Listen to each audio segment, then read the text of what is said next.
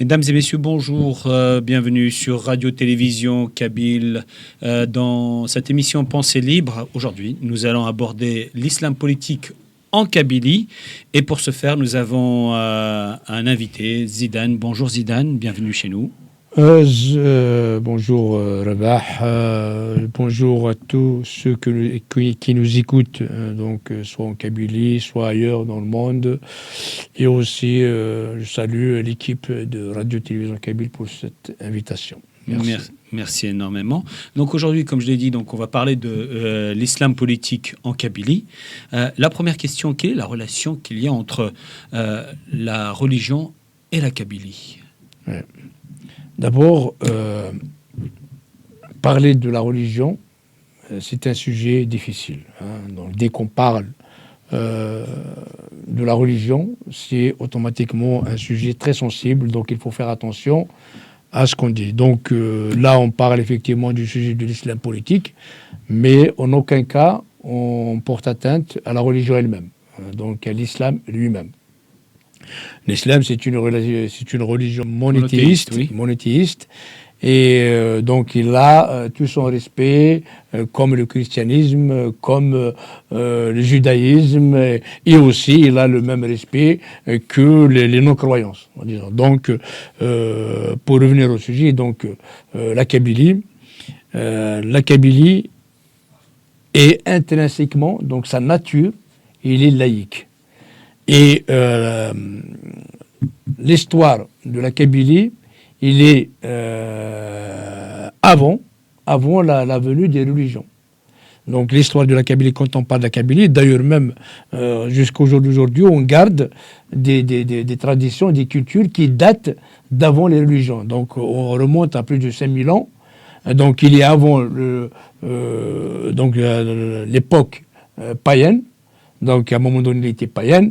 Après, il y avait, donc, avec l'arrivée des chrétiens, donc des Romains en l'occurrence, donc certains ont embrassé la religion chrétienne, d'autres non, donc d'autres sont restés laïcs. Et pareil, il y a eu aussi donc des Juifs qui sont arrivés, donc il y a une partie donc du judaïsme qui s'est installée.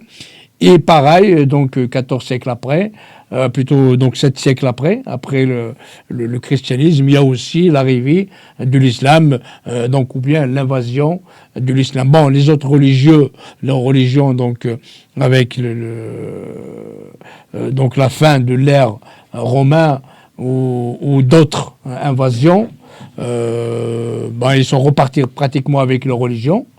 Et par contre, ce qui est resté actuellement, c'est un peu l'invasion arabe qui est toujours, donc en fait, comme on dit en arabe, c'est pas des futuhat, c'est des invasions. Donc c'est des razawat. Donc c'était venu avec de la guerre. Donc en gros, c'est un Daesh qui a réussi. D'accord. Voilà. Donc actuellement, Daesh avec le niveau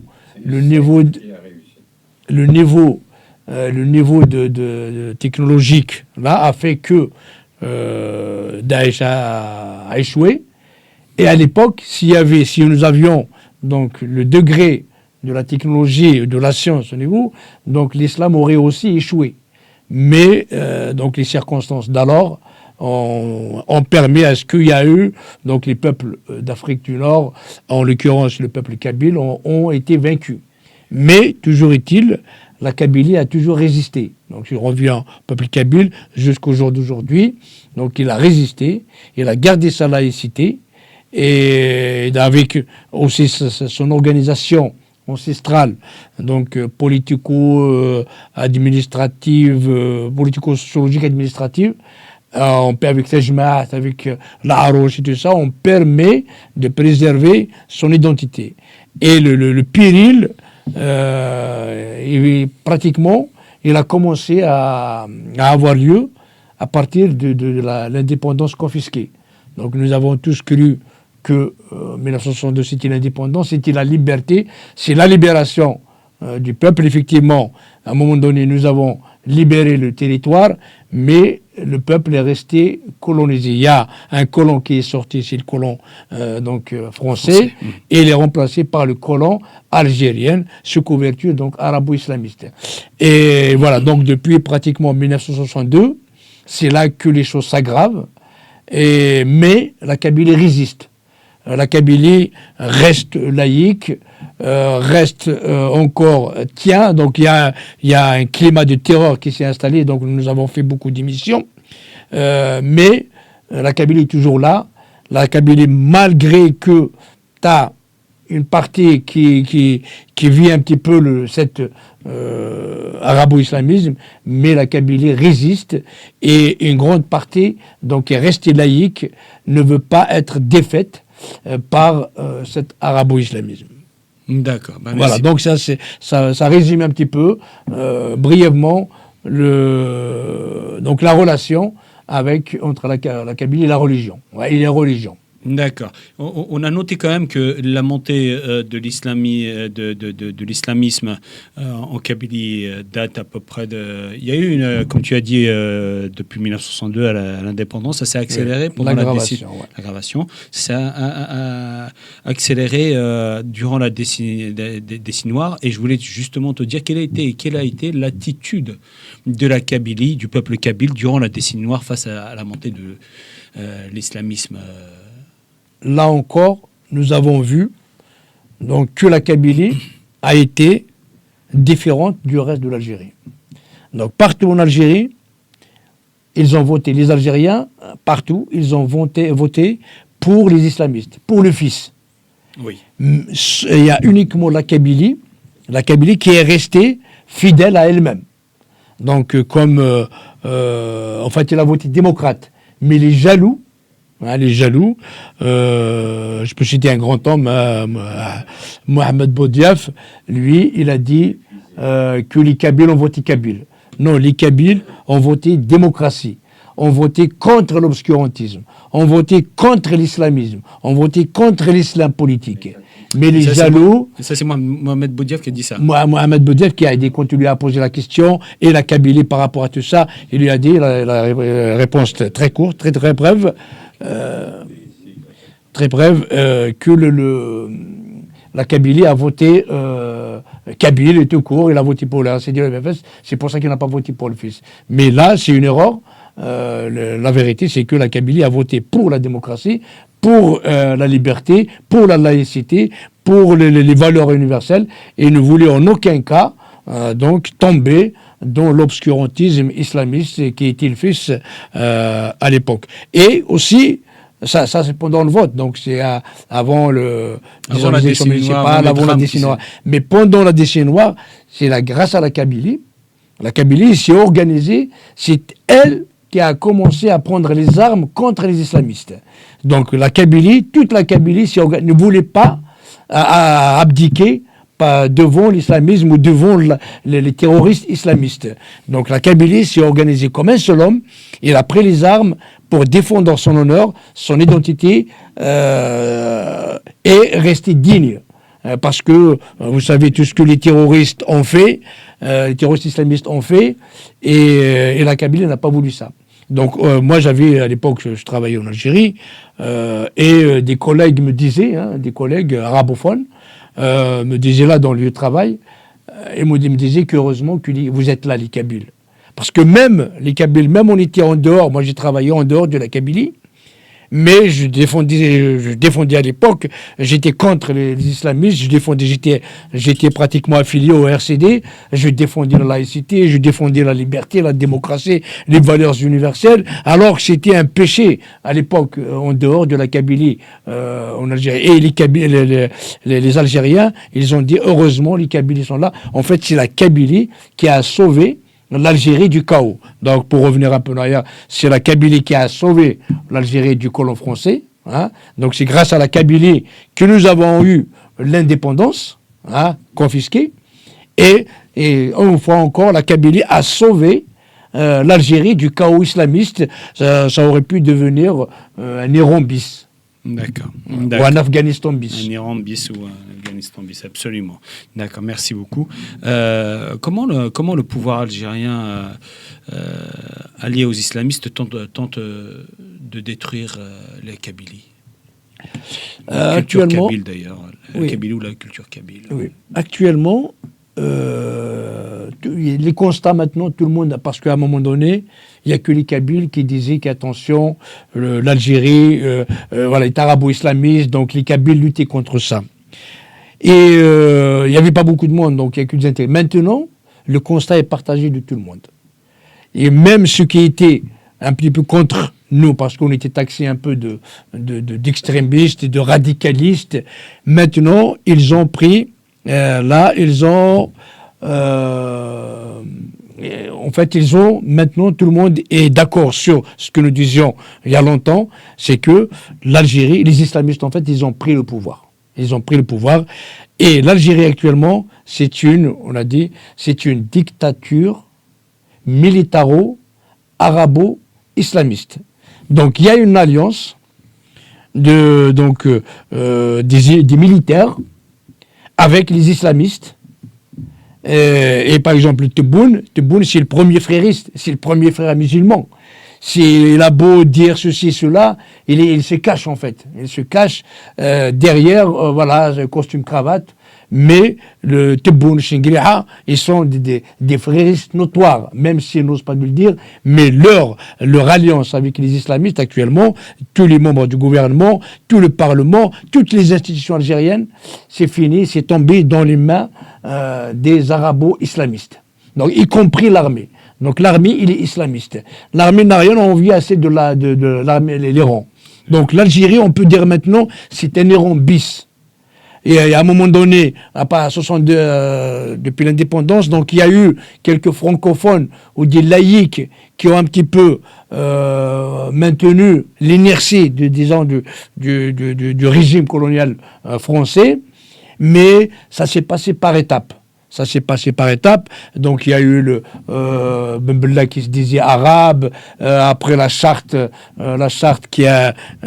qui voulait arabiser un peu partout l'Algérie, mettre la langue arabe partout. Il y avait l'école fondamentale qui s'appelle Fawda Mentale, c'est une anarchie. Et après, on a vu le déclin en fait des francophones, ou de la laïcité, des valeurs universelles, des démocrates. Donc, ça c'est il y a un déclin jusque 1990, enfin les années 90. Là, fin des années 90, c'est ça? Non, début des années 90. Donc il y a eu tentative. Le déclin a commencé début des années 90, pardon. Non, là c'est pas le déclin. Là en fait il y a une tentative, un putsch des islamistes pour monter au pouvoir avec les armes. D'accord, oui. Voilà, ils ont échoué. Ça a été brusque, donc avec 250 000 morts, donc à la clé, finish, et tous les intellectuels kabyles ont été disséminés, donc ont tué en Algérie, mais on les a tirés en Kabyle. On découvre qu'ils sont des Kabyles. Ouais. Et donc ils ont réussi, mais après par rapport à ça, ils ont enchaîné avec l'islam, en fait, les frères musulmans. C'est là que ils se sont arrivés, ils ont commencé. Parce que, on parle des militaires. Hein. Jusque dans les années 2000, il y a eu quand même une armée laïque, comme Nazar. C'était quelqu'un qui était laïque, c'était un tortionnaire, c'était un assassin, c'était un mafieux. Ouais. Mais c'était quelqu'un qui buvait de l'alcool, qui était laïque, qui vivait en Suisse. Tawfiq, c'était la même chose. Il y avait Mohamed Lamari, Ismaël Lamari, etc. C'est à partir de là que cette clique-là, maintenant, est partie. Toute cette clique-là francophone ou ancienne francophone est partie et a été remplacée petit à petit par une armée. Une armée arabo-islamiste. Qui commence tous ses prêches par des versets de l'islam. Voilà, juste pour corriger, c'est que donc après l'échec du terrorisme islamiste grâce aux Kabyles, parce que c'est les Kabyles qui se sont soulevés, et là il y a aussi le contrôle de l'international. Donc avec la crise et tout ça, donc il y avait l'Occident qui contrôlait encore.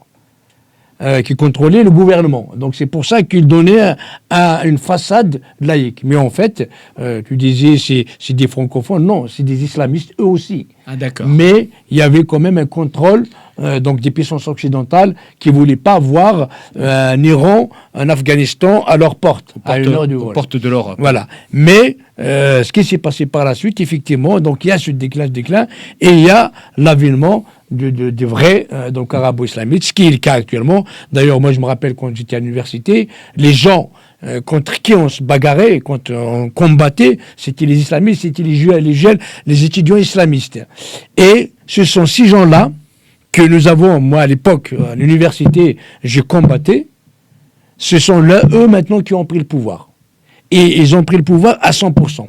Et donc le pouvoir actuellement algérien, donc il est à 100% une dictature militaro-arabo-islamiste. Donc il faut bien le dire, le redire pour que ça soit clair pour tout le monde. D'accord, ok. Ben, merci beaucoup pour ces informations-là. Juste une autre question, que faut-il faire pour que le peuple kabyle puisse préserver sa langue, sa culture, son identité? Je pense avant d'arriver à cette question, il faut déjà voir comment le pouvoir qui s'est allié aux islamistes, comment il tente de détruire la culture kabyle ou l'identité kabyle. Oui. Donc ça, après, une fois qu'on voit ça, donc on peut donner les recommandations. Et effectivement, nous avons dit qu'à partir de 62, les choses s'aggravent. D'accord. Parce que le pouvoir algérien, il s'est attaqué à l'organisation socio-politique et administrative de la Kabylie. C'est là qu'il s'est attaqué. En fait, ça s'est aggravé à cause de ça. Parce que c'est la structure donc de la Kabylie, ancestrale de la Kabylie, qui a préservé la Kabylie depuis pratiquement 5000 ans. On a Tajmat, on a qui s'appelle des minéraux publics, on a la Roche, on a Azroum, on a nos propres lois, on a la laïcité. La religion ne s'occupe pas des affaires du village ou de la cité. Donc l'imam, il s'occupe que du volet spirituel. Il ne s'occupe pas du volet de la cité. Et c'est Tajmat qui s'occupe des affaires de la cité. Donc il y a une laïcité qui durait depuis 5000 ans. Et pourquoi je dis ça s'est aggravé? Parce que nous nous sommes préservés pratiquement 5000 ans. Et depuis 1962, les choses sont empirées. Tu vois, et là maintenant, donc on est pratiquement à la phase finale. Comment un peuple a résisté pendant 5000 ans et au bout de 60 ans, il disparaît. Il risque de disparition. Parce que le pouvoir algérien est en train de casser notre structure. Actuellement, il n'y a pas de village qui a Tajmat. Il n'y a pas de l'Archni, c'est fini. Maintenant, il est remplacé avec des comités, mais des comités affidés au pouvoir. Donc des comités arabo-islamistes. Maintenant, c'est la mosquée, on construit, entre deux mosquées, il y a une mosquée. Donc, dans un village de quelques milliers d'habitants, tu trouves 3-4 mosquées. Chaque rue, il va avoir sa mosquée. Mais ça, parce que c'est encouragé, parce que c'est aidé. Et ça détruit notre culture. Ça détruit nos valeurs.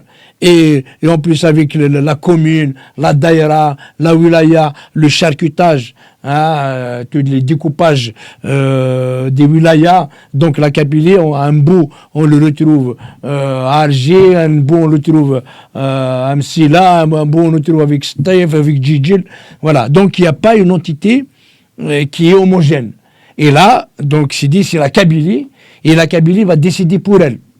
Voilà. Donc, en fait, la destruction par le pouvoir algérien, bien sûr, avec les islamistes, c'est ça. Ils se sont attaqués à nos fondements, à notre structure. Et en cassant notre structure, ils ont réussi à casser notre identité. Bon, ils n'ont pas encore, mais ils sont en train de le faire. Si on fait rien, ils vont finir par nous casser. Il y a aussi l'enseignement de la religion à l'école. Comme tu as dit, oui. Avant, on était un peuple laïque, j'espère qu'on est toujours, et ils ont fait rentrer quand même dans nos vies intérieures, intimes, la religion, même dans le sacré, qui est l'école.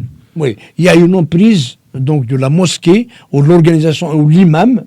Moi, sincèrement, ça m'est arrivé dans le village, et je vois... pas que dans le village, un peu partout là où je vis, il y a un respect effarouché, divin de l'imam. Alors qu'il ne vaut rien. alors qu'il connaît 2-3 versets, il n'a pas autorité sur... Alors que nous avons des docteurs, nous avons des ingénieurs, nous avons une élite, nous avons des écrivains, nous avons tout ça. Et même ceux-là, ils sont amenés à s'incliner devant l'imam, alors que l'imam n'a rien. Donc ça, cette emprise de l'imam et de l'école, bien sûr, arabo-islamique, parce que, comme on dit avec l'école, parce que moi, personnellement, j'ai fait l'école bilingue. Donc j'ai eu la chance de faire mes études en français, en anglais, et ça m'a aidé pour ma carrière professionnelle. Mais malheureusement, donc à partir des années 76, des années 80, donc l'école est arabisée.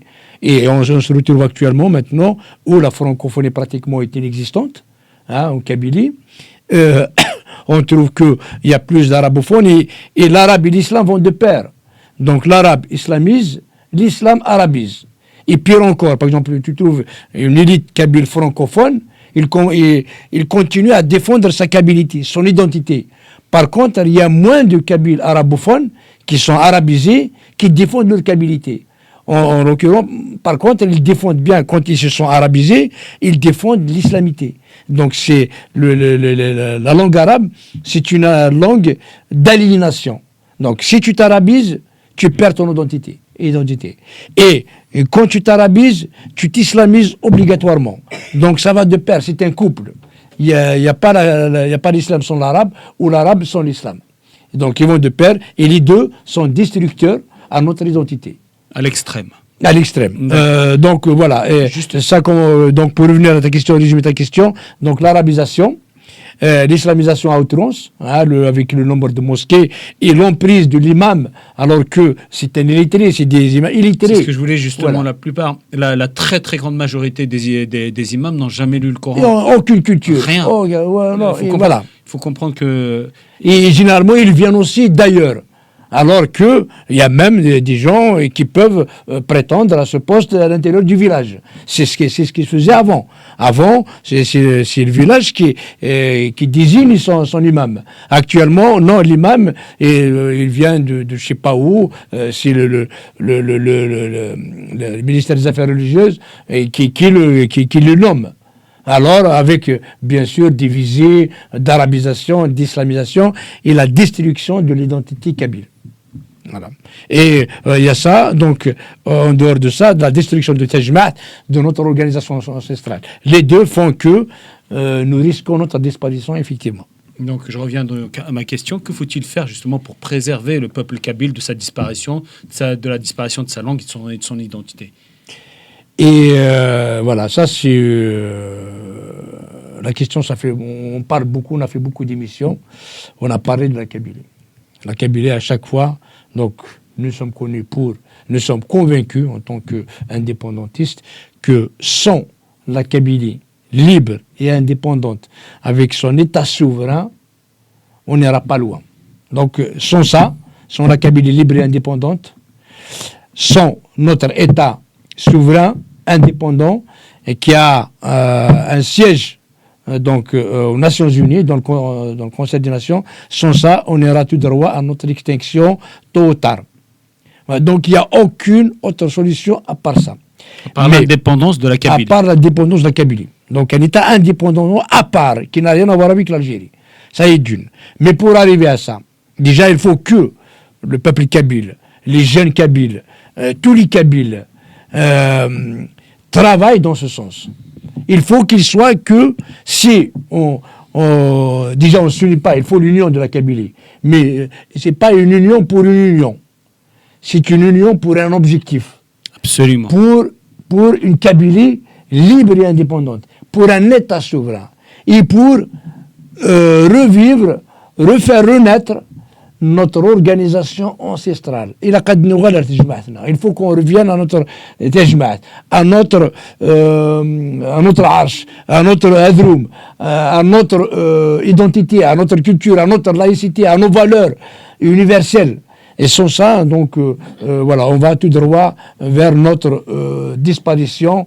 Voilà, si on ne fait rien. D'ailleurs, vous savez tous maintenant, ils sont accélérés. Donc, le climat de terreur actuellement en Kabylie, tout le monde parle, sauf les Kabyles.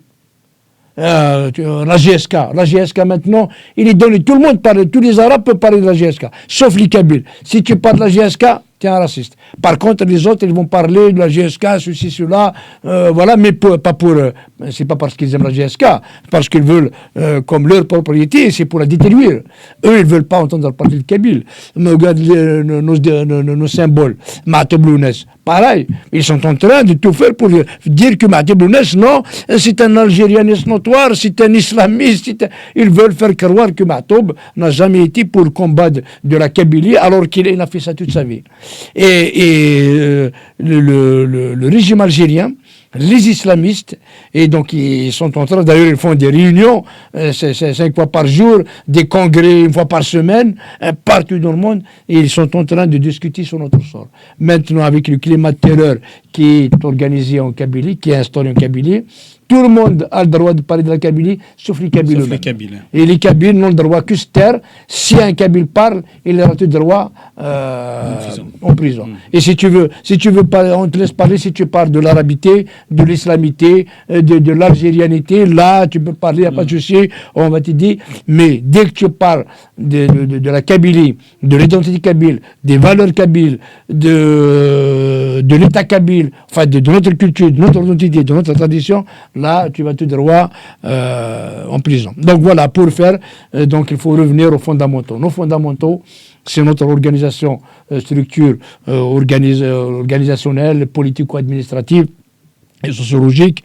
C'est, voilà, et l'humilité pour une Kabylie indépendante. D'accord, merci Zidane. Mais en tout cas, nous, on va continuer à parler de la Kabylie et des Kabyles, quoi qu'il arrive. Et notre sujet, c'est les Kabyles, c'est l'amour de la Kabylie, en toute attitude, quelles qu'en soient les conséquences. C'est l'indépendance de la Kabylie. Ce qui est assez bizarre, tu as parlé de Tebboune et de Chengreha qui sont arabo-islamistes. Tu as raison. Tebboune, dans ses prêches, dans ses allocutions, fait référence toujours à la religion, à Allah, etc., etc., dans ces trucs. Ce qui est bizarre, c'est que lui-même est un alcoolique fini. C'est un alcoolique fini, ça s'était avéré. Et c'est quelqu'un qui soi-disant, est du côté de la religion, mais en côté descend des bouteilles de whisky. C'est un paradoxe énorme, à quel point le peuple algérien et le peuple kabyle sont menés par des gens qui les manipulent, même dans leur plus profonde pensée. Juste là-dessus, ce n'est pas uniquement le cas de Tebboune. En fait, l'islam, depuis pratiquement depuis le prophète, depuis la dynastie Omeyyade, en fait, c'est un moyen de domination. Donc c'est pas parce que quelqu'un est islamiste qu'il est musulman, il est musulman. En fait, c'est un moyen de domination pour asseoir leur pouvoir. D'accord. C'est un moyen de pouvoir, c'est un moyen de domination. Et ils savent que voilà, il a un caractère sacré. Il ne faut pas discuter, on ne peut pas parler de l'islam. Donc pour eux, c'est du bénéf. Donc ils ont saisi cet islam justement pour dominer les Kabyles, les Amazirs en Afrique du Nord. Voilà. C'est un moyen de domination. Voilà. Merci Zidane. Il y a Machiavel qui avait dit. Alors je vais dire pourquoi je dis ça. La religion, on est bien d'accord, la religion c'est la mort. On parle de la mort. C'est l'opium du peuple. La religion concerne la mort. Ils sont indissociables. Parce que la religion parle de l'au-delà. De l'au-delà, oui. Voilà. C'est pour garantir le paradis pour l'au-delà. Donc la religion, c'est la mort. Ouais. Et Machiavel a dit tout simplement, qui contrôle les peurs des gens contrôle leur âme. Exactement. C'est tout. Donc en contrôlant la peur, l'adhésion à la religion, le châtiment divin. Le châtiment divin contrôle l'âme, et donc qui contrôle l'âme contrôle l'ensemble du psychologie et contrôle la personne en elle-même. Juste, donc on arrive au terme de cette émission. Je veux que tu parles des prisonniers kabyles. Est-ce que tu as quelque chose à dire sur les prisonniers? Oui, d'abord, nous tenons à rendre hommage à Younes Bounadi, qui vient d'être libéré. Dieu sait combien il a souffert. Donc peut-être c'est l'un des militants qui a le plus souffert. En fait, il se fait tabasser pratiquement chaque jour. Parce qu'en fait, il ne se laisse pas faire. Donc même s'il se tabasse, il ne se laisse pas faire. Donc c'est un militant digne. Donc nous, on lui tire chapeau. C'est un grand homme. C'est un grand homme. Voilà, donc il a été prisonnier à Djelfa, incarcéré à Djelfa. Donc là, pratiquement, il n'y a pas de Kabyle. Voilà, donc il est à la portée, à la merci de tous les prisonniers, avec la complicité donc, des pénitenciers, de l'administration de la prison, des gardiens et tout ça. Voilà, et malgré tous les trucs, les avances qu'on essaie de lui faire, il n'accepte pas, donc il ne veut pas abandonner son idéal de la Kabylie indépendante, donc on le remercie pour ça. Et nous tenons aussi, donc, même avec sa libération, donc, il reste dans une prison à ciel ouvert. On sait qu'il est sous menace à tout moment, donc il peut être repris à tout moment, donc on n'est pas dupe. Et aussi, malheureusement, il y a aussi beaucoup des centaines de prisonniers kabyles. On ne peut pas les citer tous, mais on donne des exemples. Miram Kounash, Sherif Millal, Mouloud Jam, Majid Aggad, Mustafa Akouch, et d'autres, et voilà. D'ailleurs, même ils sont dignes. Voilà. Bon, il y en a beaucoup, mais mais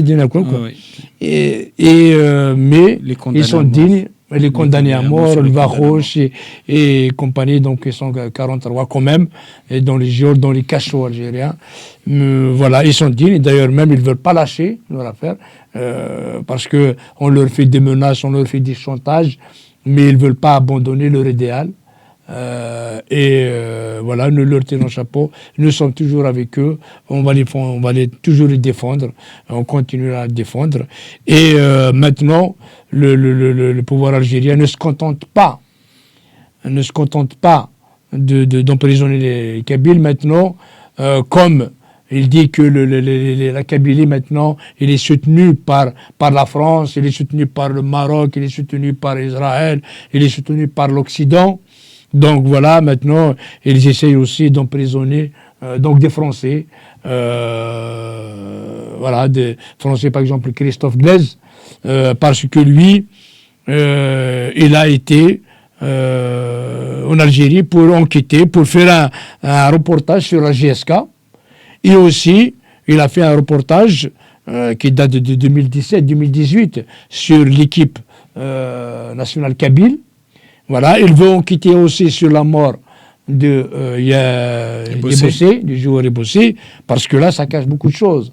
Peut-être qu'il a découvert des choses, donc le régime algérien veut le garder en otage pour qu'il ne s'exprime pas là-dessus.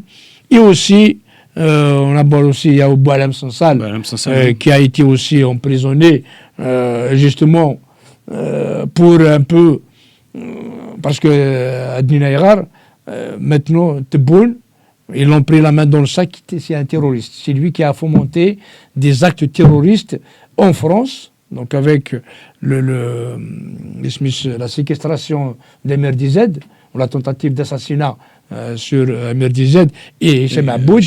Donc il y a des preuves à l'appui, comme quoi c'est Tebboune qui est derrière. Et lui, donc il a peur que... Juste un instant, Hicham Aboud, Emir Dized, il reste encore une très grande question sur Frawcen. Oui, Frawcen, il faut qu'on continue, voilà, donc à enquêter. Oui, qu'est-ce qui est passé à Frawcen. Donc je ne sais pas si le truc quand est-ce qu'ils vont élucider l'affaire, mais voilà. En tout cas, Tebboune, il a gardé, donc il a peur, il a dit peut-être s'il va libérer Boualem Sansal, au moins il garde l'autre, Christophe Glaise. Voilà. Et tout ça parce qu'on tient, maintenant, il y a des preuves à l'appui comme quoi c'est un terroriste, donc Tebboune et Chingriha, que le pouvoir, c'est un pouvoir terroriste, donc ils ont peur qu'il y ait des mandats d'arrêt internationaux contre eux, donc ils essayent un petit peu de les utiliser comme un moyen de chantage, voilà, si vous me faites ça, vous n'aurez pas ça, donc voilà, d'où là... C'est des procédures comme à l'iranienne, ça, c'est exactement ce que fait l'Iran actuellement. Et malheureusement, la France est tombée dans le piège. Donc, il est dans le cas de Boualem Sansal et de l'affaire de Christophe Glaise, bien que ces deux-là, c'est la même chose qui est passé à plusieurs, et ce n'est pas uniquement eux qui ont vécu ça, toute la Kabylie a vécu ça, des centaines de prisonniers de Kabylie sont en train de vivre ce calvaire. Voilà, et la France, et donc il a vendu son âme au diable, donc il a perdu ses valeurs, il a perdu, donc, qui ont fondé les valeurs universelles qui ont fondé la France, donc ils se sont en train de composer avec Tebboune, ils sont tombés dans le piège de Tebboune, et malheureusement la France, d'ailleurs c'est pas uniquement moi qui le dis, tout le monde le dit, que la France a perdu son honneur, sa dignité devant l'Algérie. Malheureusement, il a plusieurs leviers ou bien un rapport de force installé, mais l'Algérie n'a pas pu, plutôt la France n'a pas pu les utiliser, et malheureusement, donc on ne peut plus parler d'une France puissante. Ouais. Pour moi, vu ce qui se passe, la France n'est plus une puissance. J'espère en tout cas qu'elle reviendra puissante. Un sursaut, ouais, voilà. Un sursaut exactement sur ça. En reparlant de cette accusation, la France soutient la Kabylie, ou bien le Maroc soutient la Kabylie, ou Israël soutient la Kabylie. Ouais. Ce que j'ai à dire, c'est pourvu que ce soit vrai. Pour l'instant, il n'y a pas de fait. Alors on demande, on appelle à tous ces pays-là de confirmer leur soutien, s'il y a soutien, qu'ils envoient, qui nous il y a un soutien effectif. Un soutien effectif. Ça veut dire à l'ONU, évoquer la question de la Kabylie, à la commission C24, à la commission de décolonisation, évoquer les droits d'autodétermination, et voilà. Et probablement, enfin, il y a beaucoup de choses à faire là-dessus. Une interposition d'une force des casques bleus, une force onusienne d'interposition entre la Kabylie et l'Algérie, oui. Défendre la Kabylie, punir la Kabylie, sanctionner l'Algérie pour les crimes contre l'humanité, les génocides commis en Kabylie, et il y a beaucoup de choses à dire par rapport à ça. Qu'ils ouvrent des ambassades, voilà, qu'ils fassent des enquêtes internationales par rapport au génocide, voilà. Enquête exactement. Voilà. Des génocides de 2021. Ouais, 2021, 63, 65, 1980. Matoublonès, parce que Matoublonès, l'assassinat de Matoublonès. Génocide. À un moment donné, de toute façon, nous, on ne va jamais lâcher. On va les mettre sur le tapis jusqu'à ce qu'ils aboutissent. Et ces fameux assassinats en Algérie et en Nanterre, en Kabylie, c'est le GIA. Mais qui contrôle le GIA? Qui c'est qui a tué? Voilà, il y a tellement de choses à faire. Alors, nous appelons ces pays-là à qui soient les bienvenus en Kabylie, qui soient bienvenus parmi les Kabyles, confirmez votre soutien à la Kabylie. On n'en a pas honte, au contraire, c'est nous qui le demandons. Oui. D'accord, Zidane. Peut-être nous arrivons plutôt à la fin de notre émission. Un dernier mot, tu veux rajouter quelque chose en plus? Je veux rajouter, en fait, c'est un message que je veux adresser à la jeunesse kabyle. Et qu'il soit en Kabylie ou ailleurs, à l'étranger. Il faut que, par rapport déjà, comme le sujet de l'émission, c'était l'islam politique, il faut que l'islam devienne quelque chose individuel, quelque chose de privé. Il ne faut pas, en aucun cas, que le sujet islam devienne quelque chose de public. Quand je dis quelque chose de public, ça veut dire même pour un papa, n'a pas le droit de parler islam avec ses enfants. Ou bien avec sa fille, ou bien d'un frère à l'autre, à sa soeur, à son frère, à son père, à sa maman. Il faut que ça soit purement individuel. Ça veut dire une conviction. S'il y a conviction, il faut qu'il soit individuel et privé. À ne pas partager avec personne d'autre, y compris au sein de sa famille, de sa fratrie, voilà. Et il faut que ces jeunes-là, il y a des choses qui sont beaucoup plus importantes. Voilà. Il faut qu'ils s'intéressent à l'économie. Il faut qu'ils s'intéressent à l'entrepreneuriat. Actuellement, il y a une nouvelle ère qui s'ouvre, c'est l'intelligence artificielle. D'ailleurs, on fera des émissions sur l'intelligence artificielle. La Kabylie peut d'ores et déjà, ou bien la jeunesse kabyle peut d'ores et déjà mettre son pied dedans. Parce que il ne faut pas attendre à ce que ça soit trop tard. Il faut que dès maintenant, parce qu'il y a une nouvelle ère qui démarre, il faut que maintenant que la Kabylie prenne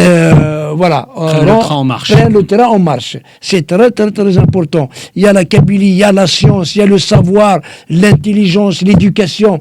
C'est ça les sujets que notre jeunesse doit aborder. Et abandonner tout le discours, ne pas écouter le discours des islamistes ou du pouvoir algérien, du régime algérien, la révolution.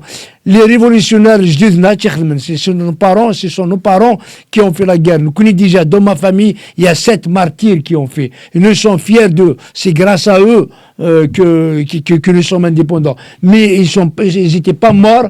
Bachar nous c'est esclaves. Bachar nous esclaves de Tebboune, esclaves de Shingriha. Non, loin de là. Donc il ne faut pas que le régime algérien vous entube à le discours révolutionnaire, l'islam, l'unité nationale. Non, il y a la Kabylie et il faut donc s'inscrire dans tous les domaines pour l'avenir de la Kabylie, pour le bien-être de la Kabylie, pour le futur de la Kabylie. D'accord, il y a un adage en kabyle qui dit, je vais le dire en français, je vais le dire en kabyle, puis après en français, l'identité,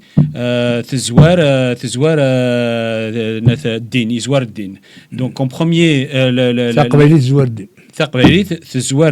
exactement, et le travail en premier avant la prière, l'identité en premier avant la religion. Donc normalement, que ce soit la prière ou que ce soit la religion, c'est derrière. À la jeunesse Agui, comme dit Zidane, c'est votre travail qui est important. Travailler. Et puis tout ce qui est religion et tout est extrêmement intime. Ne laissez jamais quelqu'un vous dire ce dont à quoi vous devez croire. Merci Zidane, merci énormément pour tous ces commentaires, cette analyse sur l'islam politique en Kabylie qui est extrêmement pertinent et très intéressant. Quant à moi, je dirais à nos chers téléspectateurs, merci de nous avoir suivis. N'oubliez pas de vous abonner à Radio-Télévision Kabyle. Je pense effectivement, comme l'a dit Zidane, à nos prisonniers qui sont actuellement dans les geôles algériennes, emprisonnés par le pouvoir terroriste mafieux algériens. Tout a une fin, courage.